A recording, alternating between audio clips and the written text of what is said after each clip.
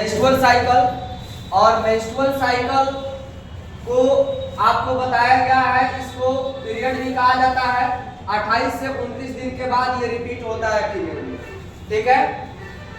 अब ये आर्तव चक्र को 4 अवस्था में बांटा गया है। इसका 4 गो फेज है।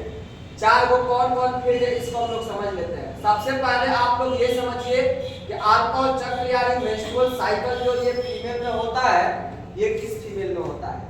तो ये आपको बताया गया कि ये प्राइमेट में होता है। किसमें होता है? प्राइमेट में। लिखा गया ना किसमें होगा, बताइए। आर्तव चक्र प्राइमेट में, यानी प्राइमेट मादा में होता है। अब प्राइमेट मादा किसको कहेंगे? आपको एग्जांपल में लिखा दिए हुए हैं। किसमें होगा? बंदर में और मनुष्य में और लंगूर में। लिखा गया ना एप्स में, बंदर में और मनुष्य में। ये 3 हो गए मेंस्ट्रुअल साइकिल आर्तव चक्र होता है। और कितने दिन के बाद रिपीट होता है? 28 से 29 दिन के बाद। यानी एक बार मेंस्ट्रुअल साइकिल हुआ, फिर उसके 29वें दिन 28वें दिन ये रिपीट हो जाता है। इसको 4 अवस्था में जो बांटा गया, ये कौन कौन सी अवस्था है देखिए। पहला अवस्था है पूरा आर्तव अवस्था। कौन सा अवस्था है इसमें? आर्तव अवस्था।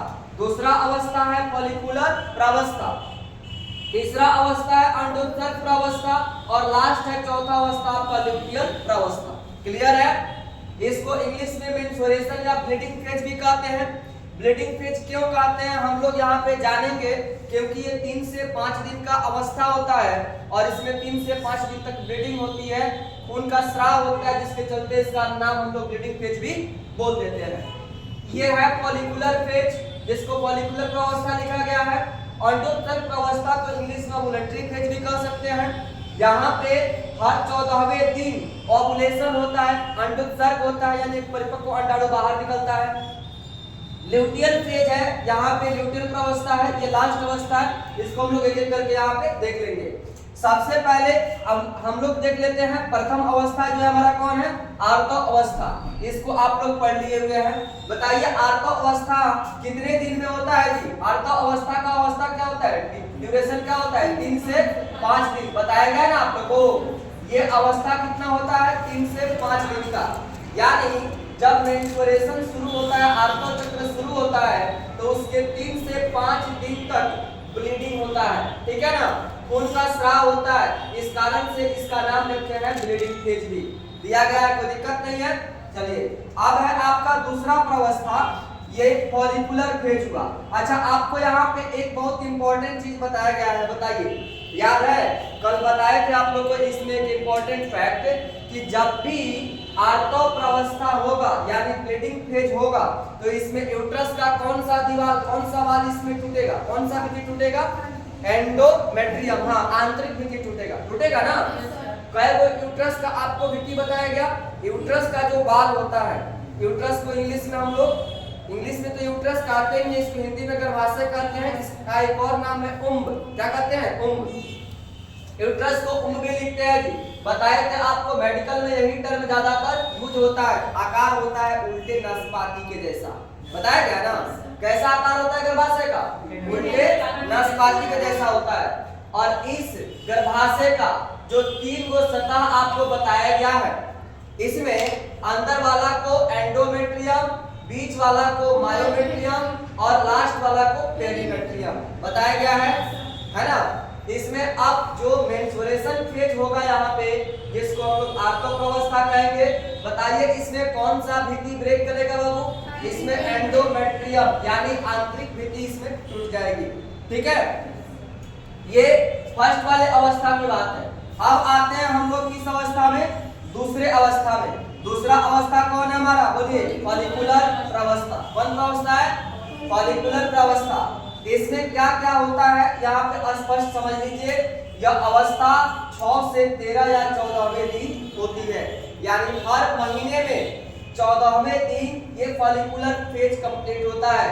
तो भाई फॉलिकुलर फेज का मतलब क्या है कि इसमें फॉलिकल्स जो होते हैं एक को फॉर्म करते हैं, अंडाणु को बनाते हैं, और ये फॉलिकल्स अंडाणु जो है परिपक्व होकर रिलीज होते हैं, बाहर निकलते हैं। तो जिस 14वें दिन पर ये बाहर निकलते हैं ना, उस घटना को हम लोग कहते हैं अंडोत्सर्ग। क्या कहते हैं? अंडोत्सर्ग। तीसरा अवस्था यही हो जाएगा। जब कंप्लीटली बाहर निकलेगा तो अवस्था बदल जाएगा, क्या हो जाएगा, अंडोत्सर्ग प्रावस्था हो जाएगा। इस अवस्था में गर्भाशय के भीतर प्राथमिक पुटक में वृद्धि होती है और यह पुंडग्राफी पुटक बन जाता है। यानी इसमें जो प्राइमरी ओसाइट्स होता है, ये प्राथमिक पुटक जो होता है अंडाणु, ये धीरे धीरे और बड़ा होने लगता है, ठीक है, वृद्धि होने लगती है और बड़ा होके अब ये पुंड जो होता है ये पुटक के रूप में, ग्राफी पुटक के रूप में ये बन जाता है। तो ये अंडाशय के भीतर होता है, ठीक है। और ये जितनी भी घटना होती है, आप लोगों को बताए थे कि प्यूबर्टी के टाइम हम लोग के दिमाग से कौन सी ग्रंथि है जो जीएनआरएच हार्मोन को स्रावित करती है, बताइए, मस्तिष्क से कौन सी ग्रंथि, हाइपोथैलेमस, कौन सी ग्रंथि, हाइपोथैलेमस। और हाइपोथैलेमस का नियंत्रण कौन ग्रंथि से, पीयूष ग्रंथि से। पीयूष ग्रंथि को और कौन ग्रंथि कहते हैं हम लोग, मास्टर ग्रंथि कहते हैं। कौन ग्रंथि कहते हैं, मास्टर ग्रंथि, बताया गया ना, या पिट्यूटरी ग्रंथि कहते हैं। और उसका जो अग्र भाग होता है, कौन सा भाग, अग्र भाग, आगे वाला हिस्सा, वो इसको स्टिमुलेट करता है कौन सी हार्मोन निकालने के लिए, बोलिए, जीएनआरएच। जीएनआरएच का पूरा नाम गोनाडोट्रोपिन रिलीजिंग हार्मोन, बताया गया ना। और ये किन दो हार्मोन को प्रोसीड करता है आगे चलकर, एलएच और बोलिए एफएसएच। कौन सा हार्मोन होता है वो, एलएच और एफएसएच। ये हार्मोन पुरुष के जनन तंत्र के नियंत्रण में भी काम आता है और स्त्री के जनन तंत्र नियंत्रण में भी काम आता है। और यहाँ पे लिखाया गया है, देखिए, सबसे इंपॉर्टेंट टर्म यहाँ पे याद रखेंगे, जो एंडोमेट्रियम वाल टूटा हुआ था, कौन सी प्रावस्था में, पहिला प्रावस्था में टूटा था ना जी। यहाँ बताए ना कि अंतःभित्ति यानी एंडोमेट्रियम किस अवस्था में टूट गया था, आर्तो प्रावस्था में टूट गया था। ये क्या एंडोमेट्रियम जो टूटा वो ऐसे ही रहेगा या रिपेयर फिर से बनेगा, फिर से बनेगा। कौन सी अवस्था में, फॉलिकुलर अवस्था में। लिखा गया है यहाँ पे कि गर्भाशय में प्रोलिफरेशन के दौरान, जब प्रोलिफरेशन प्रोसेस होगा, फिर से इसमें सेल्स बनेंगे, टिश्यूज बनेंगे, तो एंडोमेट्रियम पुनः बन जाता है। दोबारा से ये विधि क्या हो गया, बन गया, ठीक है।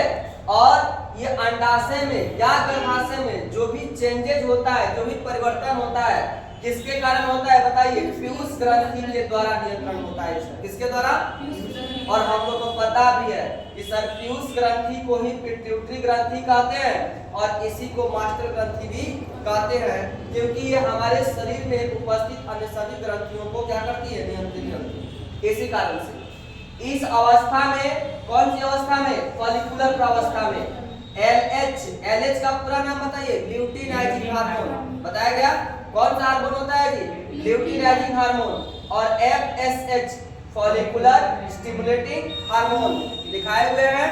ये दोनों हार्मोन अपनी उच्चतम स्तर पर होता है, किस स्तर पर, उच्चतम। उच्चतम मतलब पीक पॉइंट पे होता है, हाई लेवल पर होता है ये, यानी बहुत ज्यादा दोनों का स्राव यहाँ पे होने लगता है। लेकिन दोनों में सबसे ज्यादा स्राव किसका होता है, एलएच का होता है। ये भी बात यहाँ पे बता दिया गया है कि इस अवस्था में एलएच का स्राव क्या होता है, बहुत ज्यादा बढ़ जाता है। याद रहेगा, कोई डाउट है इसमें, समझ में आया पूरा बात। इसके बाद हम लोग फिर अगले क्लास में अंडोत्सर्ग को, ओव्यूलेशन को पढ़ेंगे कि अंडोत्सर्ग कैसे होता है, 14वें दिन कैसे यहाँ पे अंडाणु परिपक्व होकर बाहर निकलता है, ठीक है।